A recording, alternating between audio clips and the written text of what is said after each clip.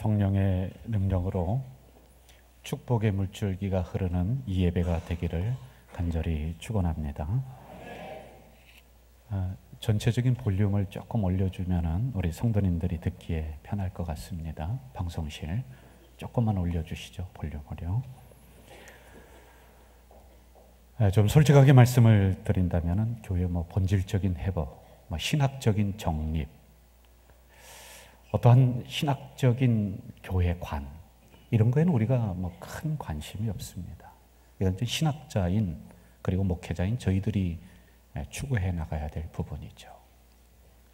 그냥 우리 성도들은 건강한 교회가 어딘가, 정말 우리 자녀들이 아무 탈 없이 다닐 만한 그런 교회가 어디 있는가. 좀 더 원초적으로 말씀을 드린다면 우리가 열심히 헌금을 하고 있습니다만은 이 헌금을 제대로 사용하는 교회인가?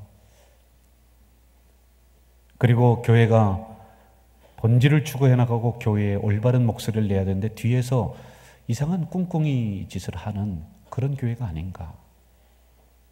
이러한 부분들이 우리는 좀 더 궁금하다는 것입니다. 철학자 키에르케고르는 일찍 이런 말을 했습니다. 예수님이 물을 가지고 포도주로 만들었다. 이건 사실이죠. 그런데 현대교회는 포도주를 가지고 다시 물로 만든다. 그러니까 교회의 본질을 변화시킨다는 겁니다.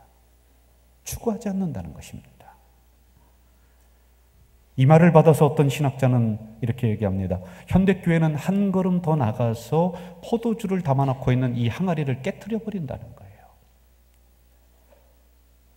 그리고 그 가진 조각들, 깨어진 항아리 조각들을 가지고 서로를 찌릅니다. 서로를 뵙니다. 김 집사도 피 흘리고 그 항아리 조각 때문에 박 집사도 피 흘리고 그리고 목사도 피 흘리고 성도도 피 흘리고 교회에서 이 항아리를 깨버린다는 거예요. 이것 때문에 사회도 피를 흘리고 역사도 피를 흘린다 이야기를 합니다. 일본의 우찌무라 간주라고 하는 위대한 신학자는 참으로 슬픈 이야기를 우리에게 전해주고 있습니다. 가룟 유다가 부럽다. 가룟 유다가 부럽다는 거예요. 가룟 유다는 적어도 팔아먹을 예수라도 있는데 오늘 현대 교회는 팔아먹을 예수조차도 없다는 거예요. 예수도 없다는 겁니다. 이처럼 교회를 비판하는 소리는 어제 오늘의 일이 아니었습니다. 교황 이노센트 4세와 토마스 아퀴나스가 교황청 발코니에 서서 서로 대화를 나눕니다. 로마 캐톨릭과 우리 개신교의 신학자 있죠. 이 교황이 이렇게 얘기합니다.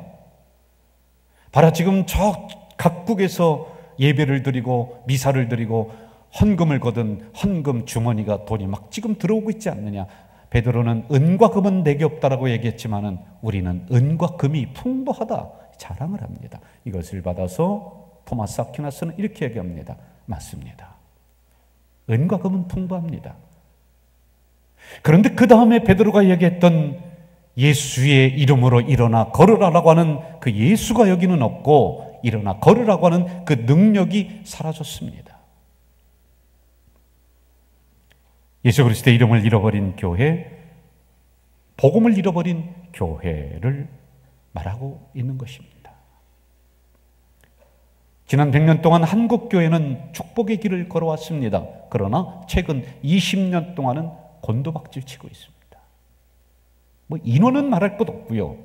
사회 신뢰도라든지 모든 게 곤두박질 치고 있습니다.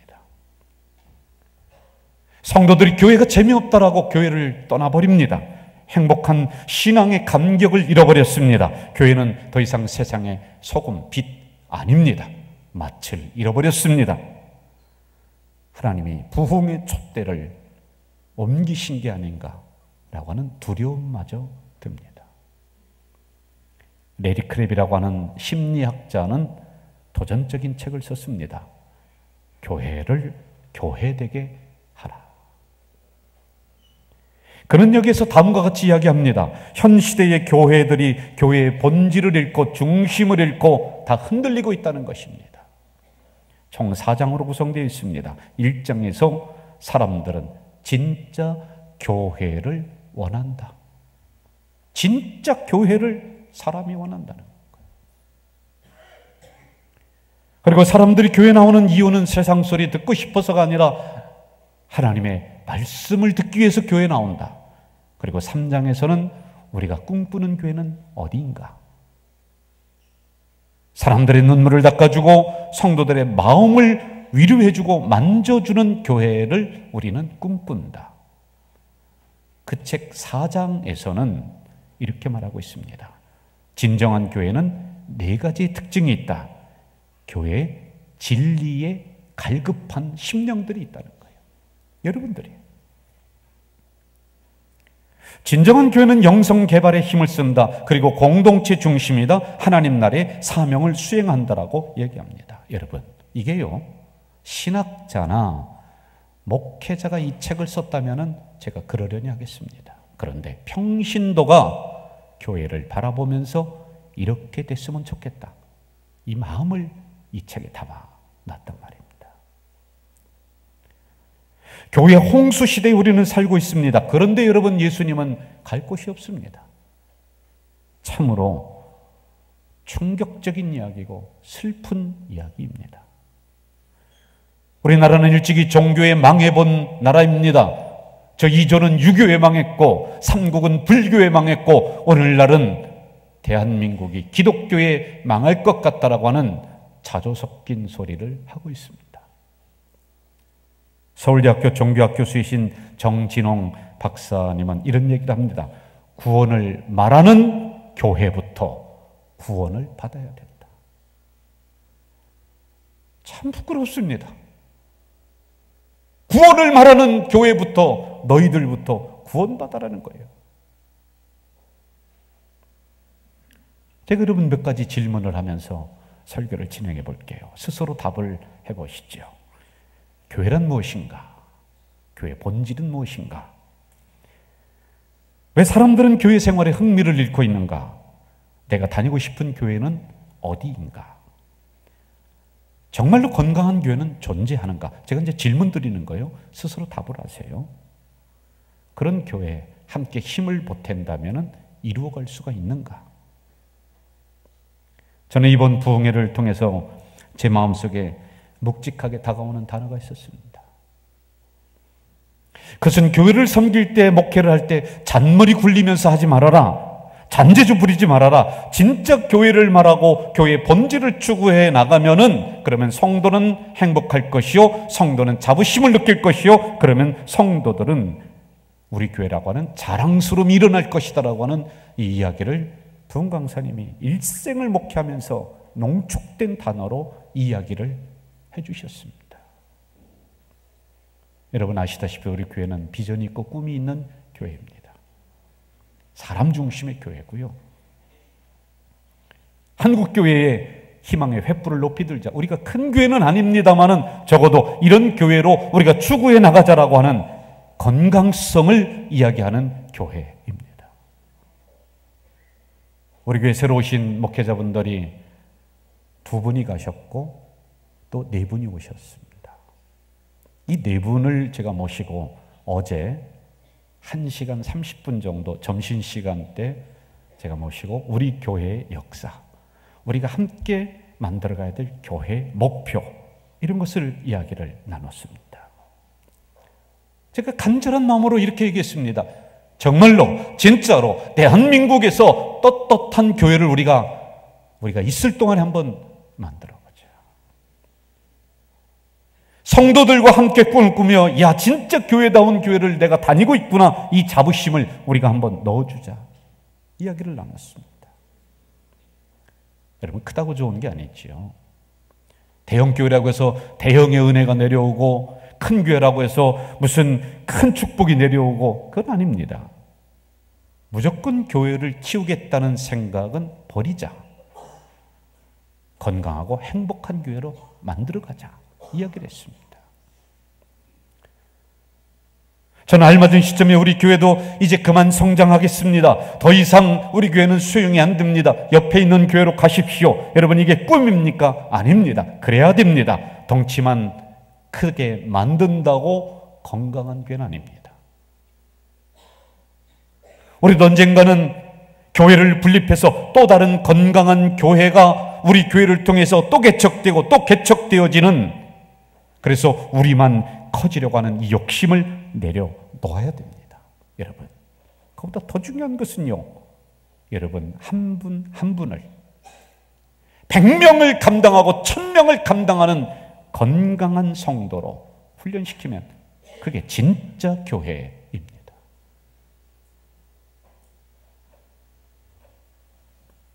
그렇다면 여러분, 진짜로 내가 다닐 만한 그런 교회를 어디서 발견할까요? 저는 우리 가자질교라고 말하고 싶은 생각이 여기까지 올라오고 굴뚝 같지만은 진짜로 우리 교회가 성경에서 말씀하시는 그런 교회인가를 성경을 통해 진단해야 됩니다. 우리가 함께 봤던 이 본문에 나오는 교회는 에베소 교회입니다. 저는 신약 성경 중에 모델이 되고 기준이 되는 2개 교회를 선정하라고 한다면, 첫째는 사도행전에 나오는 안디옥 교회요, 그리고 오늘 나오는 에베소 교회, 이 2개를 선정을 하겠습니다.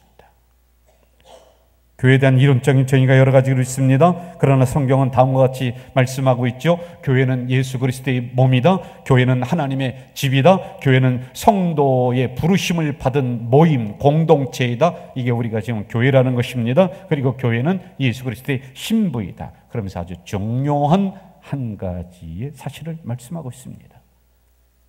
그것은 이 세상에 존재하는 모든 교회는 완벽하지 않다는 것입니다. 여러분, 다시 말하면 미완성인 교회를 우리들에게 맡기시고는 너희들이 이 교회를 완성품으로 만들어 가라, 위임 명령을 우리에게 주셨다는 것입니다.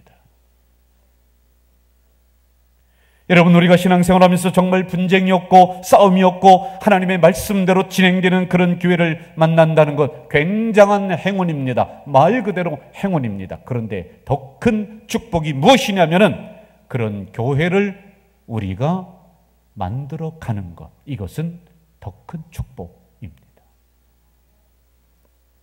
오늘 본문 앞절 2장 12절에 이렇게 말씀하고 있죠.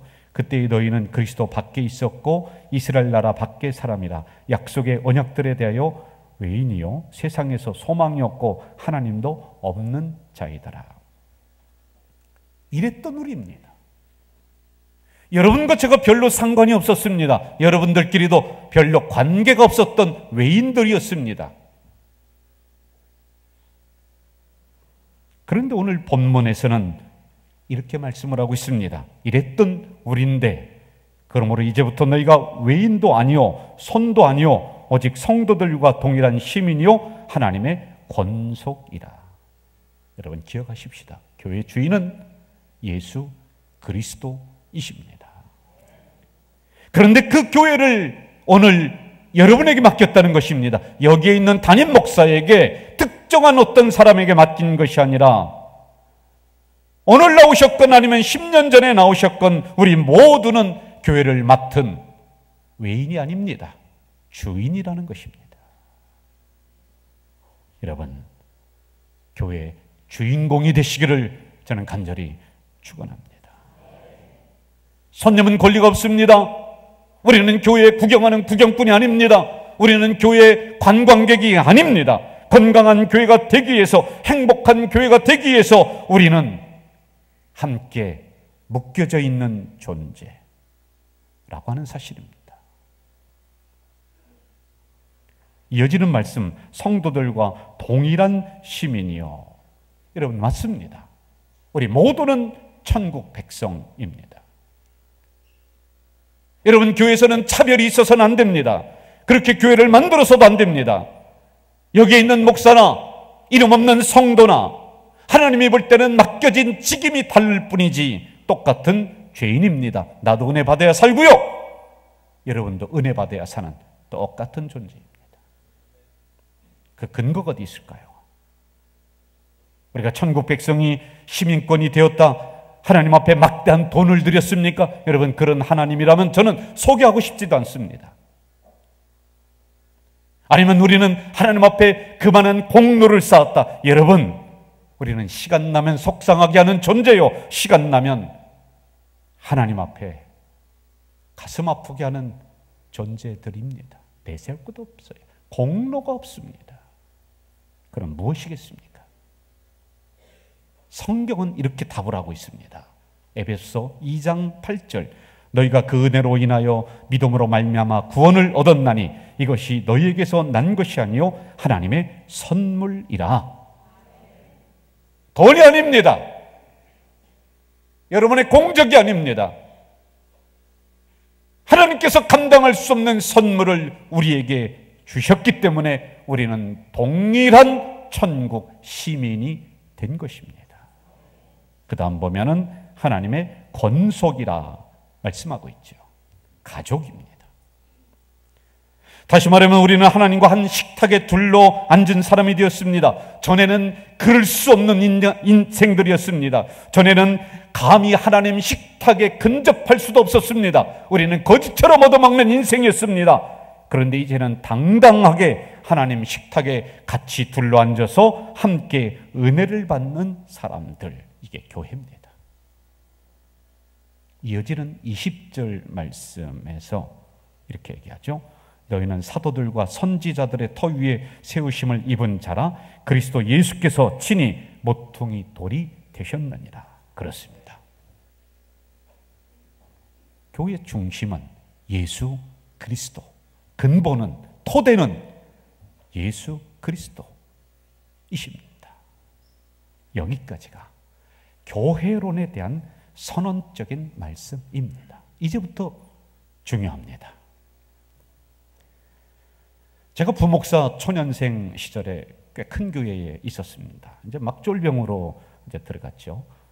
제 위에 목사님들이, 선배 목사님들이 5명, 6명 정도 그렇게 있었던 교회입니다. 큰 행사를 마치고는 몸이 피곤하니까 선배 목사님이, 최고 고참 목사님이, 야, 우리 목욕 가자. 그래서 충남 온양에 있는 온천탕을 갖다 냈습니다. 저는 목욕을 할 때 좀 성격이 급해서 오랫동안 하지 못하는 그런 성향입니다.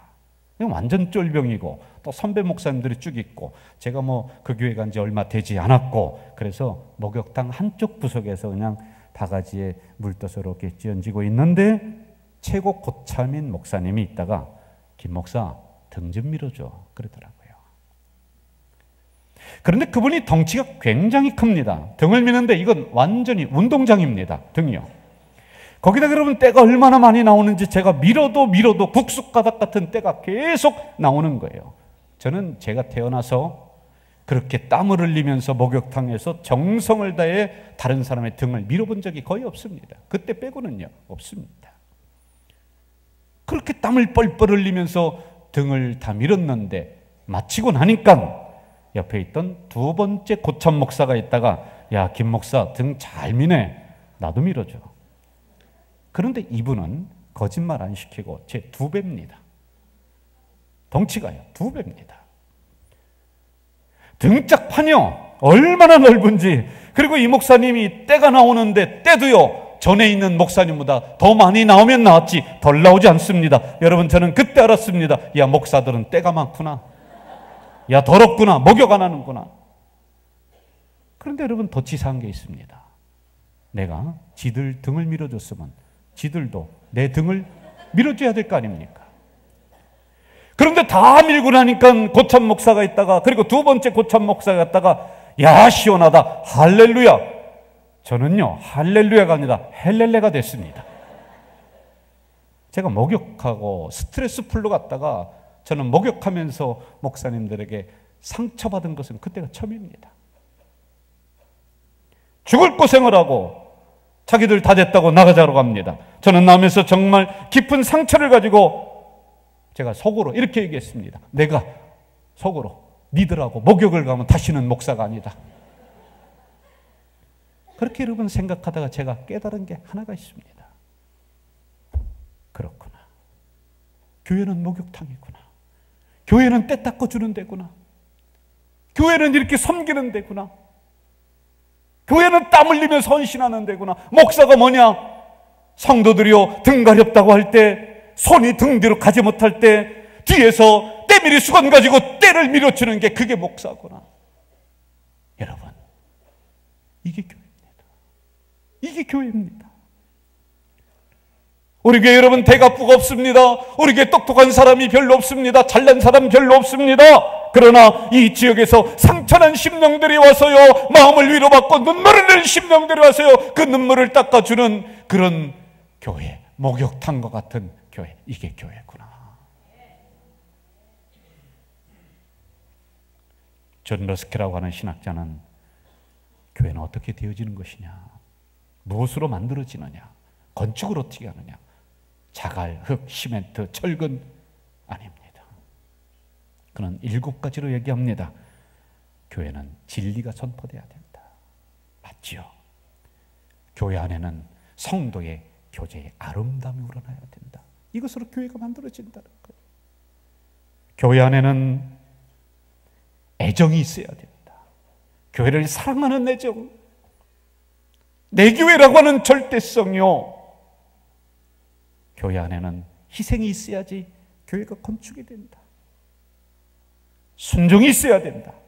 땀이 있어야 된다. 꿈이 있어야지만이 교회가 건축이 된다. 7가지를 이야기합니다. 맞습니다.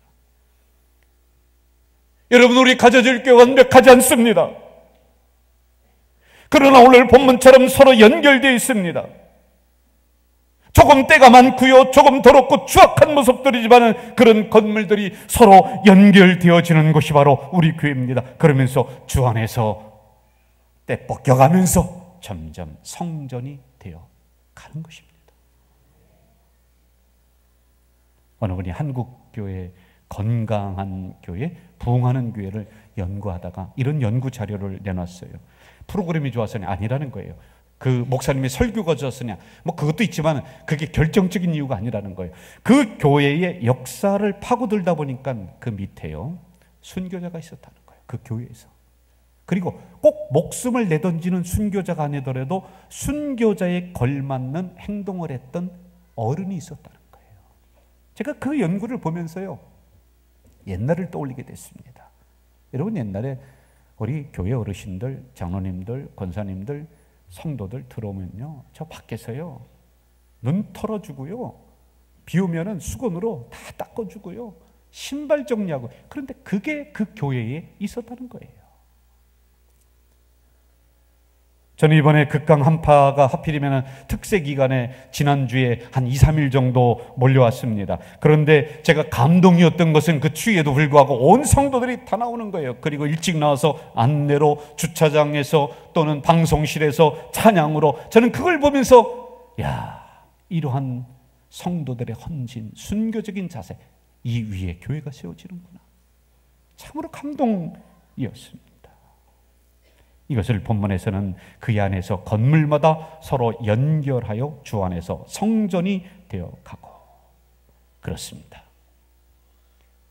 여러분, 우리 교회를 진짜 교회로 돌려놓기 위해서는 서로 등밀어줘야 되고요, 서로 지저분한 때가 나도 너무지 않다라는 생각으로 보도 하나 주어야 되고요, 묵묵히 여러분 그 자리에서 헌신해야지만이 그 위에 건물이 지어지는 것입니다.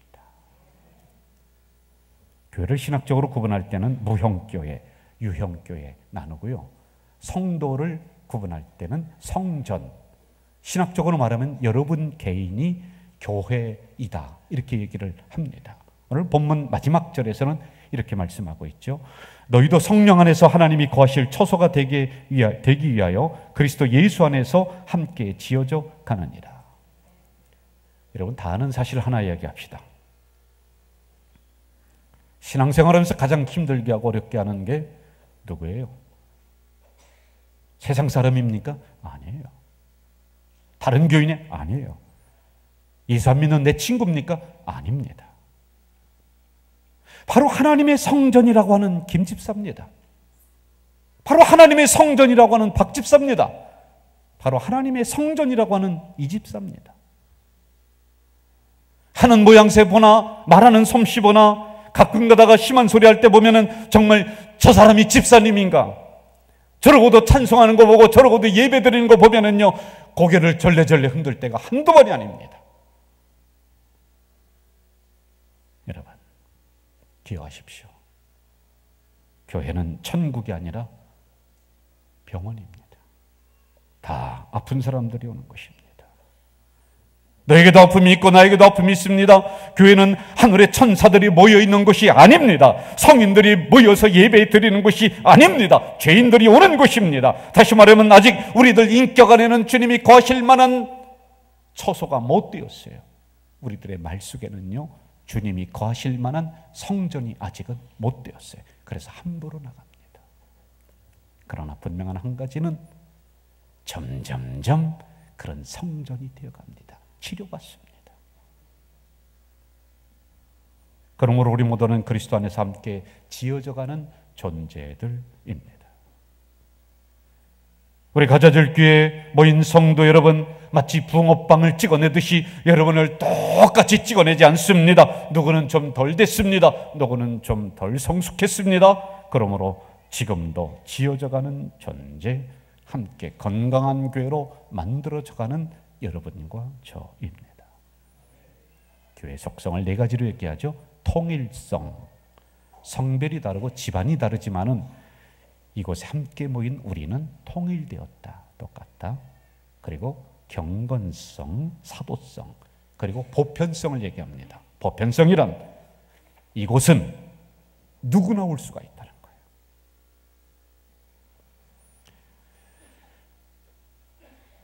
어제 토요일에 새로 오신 교육자들과 미팅을 하면서 말미에 제가 이런 이야기를 했습니다. 우리 한번 진짜 교회를 만들어 가봅시다. 부끄럽지 않는 교회, 자랑이 되는 교회로 여러분과 제가 한번 그렇게 섬겨나가 봅시다. 수많은 이야기를 나눴습니다. 그러면서 마지막 이 한 가지 잊지 말자. 그렇게 되려면은 목사님이 죽어야 되고 내가 죽으면 됩니다. 입술을 낙담한 채로 그렇게 교회를 섬기겠다라고 하는 다짐을 이분들이 하더군요. 여러분, 목사인 저희들만 그렇게 할까요? 아닙니다. 정말 어렵고 힘든 이 시대에 교회다운 교회로 우리 함께 이 한 해 만들어 갑시다. 자랑이 되고 위대한 역사를 쓰는 교회로 우리가 한번 만들어 갑시다. 하나님 아버지, 감사합니다.